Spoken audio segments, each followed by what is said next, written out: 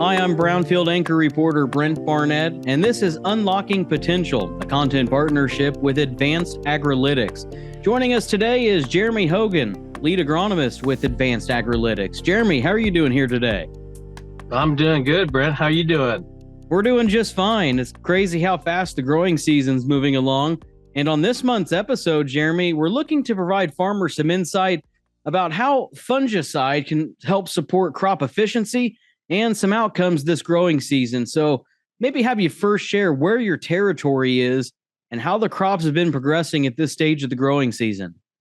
Yeah, you bet, Brent. So I'm essentially one of 5 lead agronomists for Advanced Agrilytics supporting the Illinois, Southern Wisconsin, and Missouri team. And so I essentially have about 24 local agronomists and management that I support really in those 3 states in that area. And I reside in the east central part of the state. So I do spend quite a bit of time in that part of the geography, servicing acres and working with growers myself. And crop progress up to this point, how have things been looking in your coverage area? You know, Brent, considering that all the challenges we had early, I think things look pretty darn good. You know, we started off wet and it was a struggle to find days that were fit to go to the field and get this crop planted. But, you know, we kind of limped our way along, got started some guys got in I'd say mid-April.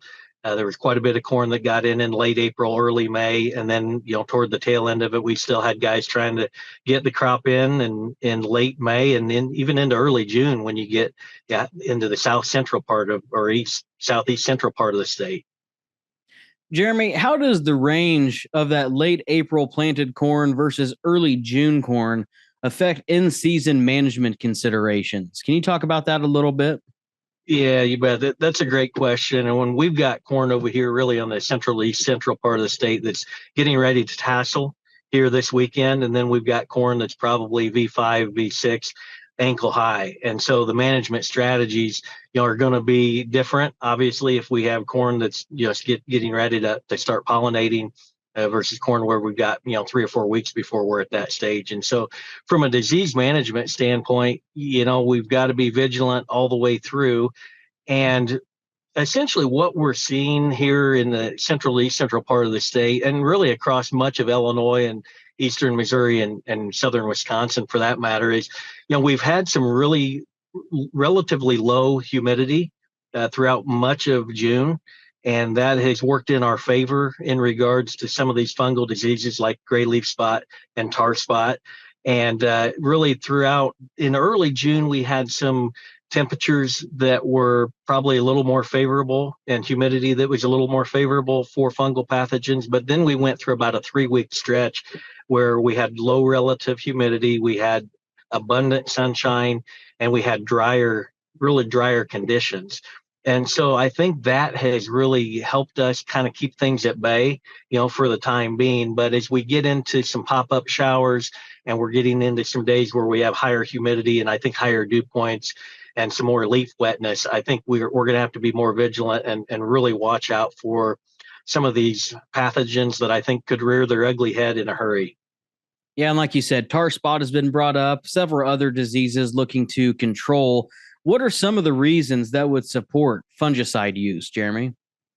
Yeah, great question. And obviously a fungicide it was built to do exactly that, control funguses. And so that's the main thing that, we want to start with. And tar spot is obviously, it's been on our minds for the last 5 years. It's been, we've had years where, we had heavy presence of tar spot, other years where it really didn't materialize. And we don't know at this point what it's going to do. And again, up to this point with the low relative humidity, the warmer temperatures, and then the abundant sunshine, we haven't had a lot of leaf wetness. And so really in our part of the world, we haven't seen a lot of the lesions starting to develop in other states that are being reported. We haven't quite seen that yet, although I'm sure the inoculum is there, particularly in some of this earlier planted corn. And particularly when you think about how a fungal pathogen like tar spot overwinters and can really get after it in the corn on corn situation. And so even though there's been very few reports in the state, I think we, again, need to be vigilant with some weather conditions that may favor that. And so given that, we need to think about trying to get ahead of it with a fungicide application. And we often say, we shoot for a VT application, or we could shoot for pre-tassel, trying to get ahead of it before the lesions show up, or we could delay that closer to an R3 application where we're trying to get not only disease control up front, but extended grain fill on the backside. And so that's what we're looking at currently with the early planted corn. On some of the mid to late planted corn, it's kind of a wait and see, and really get out there and scout and see what type of presence that those two diseases, really gray and tar spot, start to show in the upcoming weeks. Can you dive in more about kind of the history of tar spot and the spread that we've seen across the Corn Belt the last few years? Yeah, it's been around for, I guess it's starting to become a number of years. I can't exactly recall how many years it's been around. And, we've seen it creep from northern Illinois down in the central part of the state. And then in certain years, it's really consumed the Corn Belt. And so, when you think about that disease, it's really favored by humidity above 70, 75 degrees, or 75%, I should say, and higher dew points above 65 degrees Fahrenheit than the dew point. And then it's really favored more by 60 to 70 degree ambient air temperature. And again, we've been warmer than that. We've had lower humidity. And then we have had dew points that have kind of been dipping up and down at night and then dropping off in the daytime. And so that disease is really favored by humid, cooler conditions where we have periods of leaf wetness for 7 hours or more. And again, have we been getting that here in our part of the world? From a humidity standpoint, it really hasn't been there. From a temperature standpoint, it really hasn't. From a dew point standpoint, again, we may be knocking on the door of tar spot really being, starting to take off. And so, again, the disease, the last few years, it hasn't been an issue. But we go back to 20 and 21, it was certainly a disease that robbed a lot of yield if we weren't paying attention. Really great information there on how tar spot develops. Jeremy, what are some signs farmers should look for whenever they're scouting their fields? What are the things they need to keep an eye on to spot tar spot? Yeah, Brent, great question. And typically what I tell my agronomists is, if we've got corn on corn out there, let's try to target the corn on corn first. Let's try to target the earlier planted corn. Obviously, with corn on corn, we're building up a residue bank, particularly when we have inoculum that can build up in that overwintering residue. And so that's why we try to target continuous corn as well as the early planted stuff, where maybe a little further along, and we're going to look in the lower part of the canopy and try to see if those kind of black tarry lesions are starting to develop. And with tar spot, we can see it come in the upper leaves a little later in the season, where it's blown in from neighboring fields or neighboring geographies, and it can come in through the air and then infect the plant really from the top down as well. And so we're looking at the bottom of the plant, but we're also trying to stay vigilant on the top of the plant. Are there any other factors that could affect fungicide recommendations this year? Yeah, there really is. Every year there is. And again, we start with the fungal pathogens and trying to keep those at bay with that application of a fungicide. But we do know, and there's been a lot of work done on some of the strobilurin chemistries that have some plant health benefits from a stress mitigation standpoint and a growth efficiency standpoint.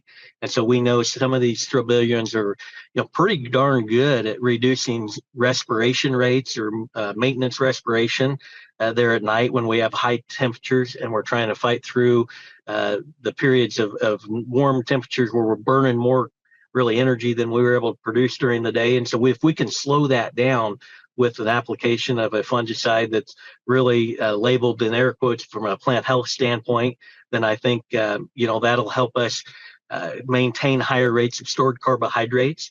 And then I think there's some growth efficiency benefits as well from some of these strobilurin chemistries. And so when we think about a later application, if we have tar spot or gray leaf spot or southern rust, we're going to pay attention to trying to apply early if this disease really starts to materialize in the next couple of weeks. But we also may want to think about a sequential application at R3 or R3.5 in that milk to dough stage, where we could come back and try to extend that grain fill period, an extra 3, 4, 5 days. And our research has shown that for each day of extended grain fill, we're able to extract an extra 1.5 bushel per day, out of keeping that plant alive longer and keeping more carbohydrates moving into those kernels and affecting kernel size and weight. And so we have found these products definitely impact that last yield component, again, which is kernel size and weight. As we wind down this month's program, is there anything else growers should be thinking about the rest of the season from your perspective? Yeah, I think there are a lot of things, and it really depends on the geographically. We're in areas that have been getting heavy rain, where we've had high risk of denitrification in the low ground. We've got to think about, do we have enough nitrogen there to get to the finish line? And in some of these later planted fields where we can still get across and apply some additional nitrogen, do we have a high enough concentration of nitrogen, P and K on the high ground, on the water limited acre, where we have found that it requires a higher concentration of those nutrients. So when we do get a rain, we can move nutrients in the plant really quickly. And so those are always considerations. And if we don't have the concentration of nutrients by environment within the field, then it could pull us back. It could pull yield away. And so those are things that I think about from a nutrient standpoint. When it comes to building carbohydrates early and often in the plant, certain hybrids are very efficient at building carbohydrates early and quickly, and other hybrids are really not as efficient and build carbohydrates later in the year and require an extended grain fill period to really capture all of that stored carbohydrate, or the bank of the stored carbohydrates to finish. And so those are things I think about. And if you think about a hybrid that's not real efficient at building carbohydrates early in the year, a plant health application early may help the efficiency of that. And so we talk to our growers about that, and we do a lot of research on our research team to really help some of these seed companies figure out which hybrids are efficient and which are inefficient in building early season carbohydrates. And so these are things that we're constantly talking to our customers about and thinking about, and trying to, position different applications accordingly to really help that plant as much as we can. Jeremy, thanks for joining us on the program this month. How can growers get in contact with you and the team for help when they're looking at fungicide timing recommendations? Yeah, you bet, Brent. I think anybody can jump on our website and reach out to us. There should be a phone number there, and reach out to the local agronomist, and we'll point you in the right direction. And again, we have agronomists in my geography in Illinois, eastern Missouri, and southern Wisconsin.